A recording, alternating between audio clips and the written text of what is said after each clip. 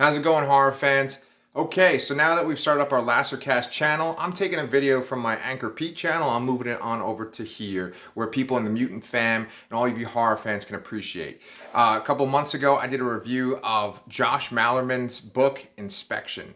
Josh Mallerman, you might recognize his name. He wrote Birdbox. He is a prolific horror writer. If you want to see what I thought about his book, Inspection, check out this review right here.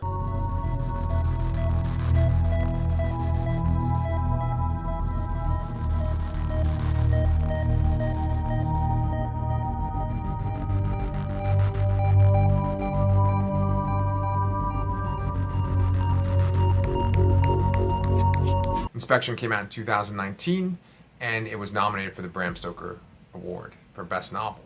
In the early days of the shelter-in-place, I had a significant shift in the type of content I was consuming. I had run out of the comic book trades rented from the library to read before I would fall asleep.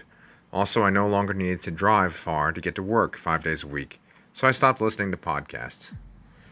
I reactivated my Audible account, and my first audiobook choice was Inspection, Josh Mallerman's book from 2019 that was nominated for Best Novel at the recent Bram Stoker Awards. I had watched a Zoom book reading with my favorite author, Joe Hill, and Mallerman, who I had never heard of previously, and found Mallerman to be quite charming.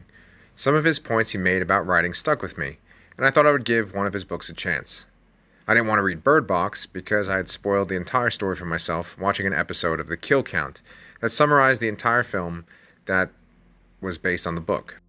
Inspection sounded like it had potential, being nominated for the Stoker Award, and it had an intriguing concept. Let me tell you that 80% of what you ingest when you read Inspection is the concept.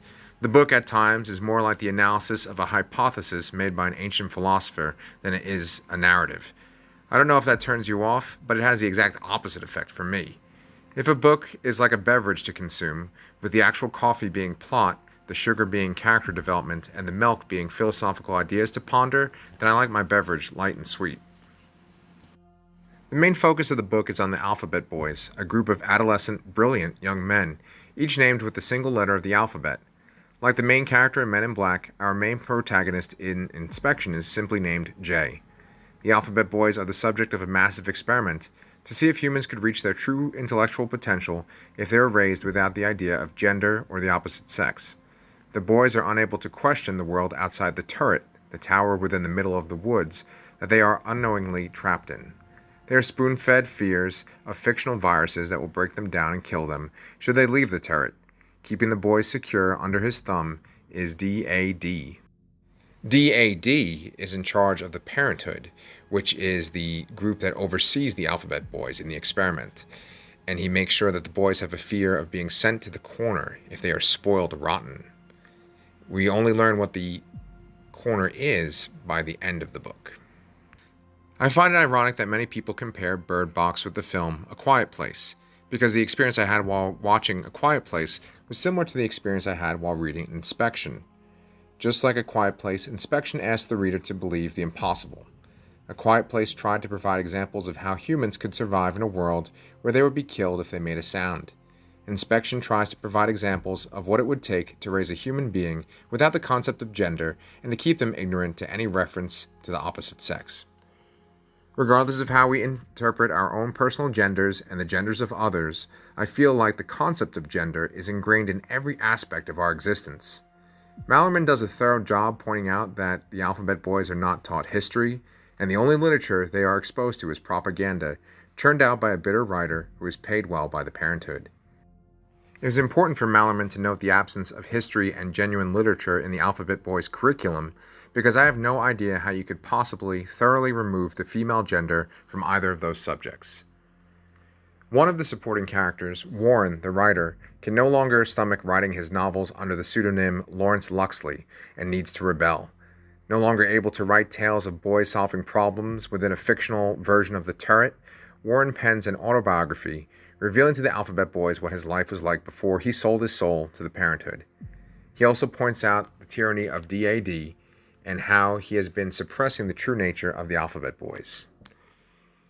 It is when the Alphabet Boys first discover Warren's autobiography that the book is at its most enjoyable point. The inevitable occurs, and the boys are introduced to the concept of the female gender. It is like another telling of Montag's revelation in Fahrenheit 451 or Winston Smith's discoveries in 1984, only this time the scale is much smaller. I didn't know that a book shelved in the horror section could remind me so much of Brave New World or The Giver, and honestly I want more horror books like it. I've already revealed a handful of the book's revelations, but I would like to save a few for you in case you have yet to read Inspection. I will spoil that the true horror does not really come until the very end of the book. I'm going to paraphrase something Mallerman said during the Zoom session. He said that when something is labeled a horror story, the reader has an anticipation for something horrific to eventually happen. He said that he really loves the idea of pushing back the true horror further and further and having the reader live within the anticipation. Inspection is the perfect example of this tactic. Chapter after chapter, you are waiting for the moment when things will break down, when the Alphabet Boys will either revolt or be exterminated by the Parenthood. That turning point doesn't come until the book is almost over, and I'm truly glad that Mallerman made the choice to delay it.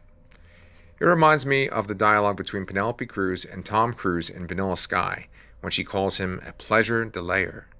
Well, in the case of Inspection, Mallerman is a horror delayer, and the book is of a higher quality because of it. If I was going to rate this book on the Goodreads scale, I would give it a 4 out of 5, based on the philosophical questions it made me ponder. I look forward to reading another Mallerman book in the future. I think his serialized story, Carpenter's Farm, which he wrote during the past 2 months of quarantine, might be the next horror story I take on. That's it. And if you haven't already subscribed, please subscribe below. Alright, thanks so much. Please stay safe.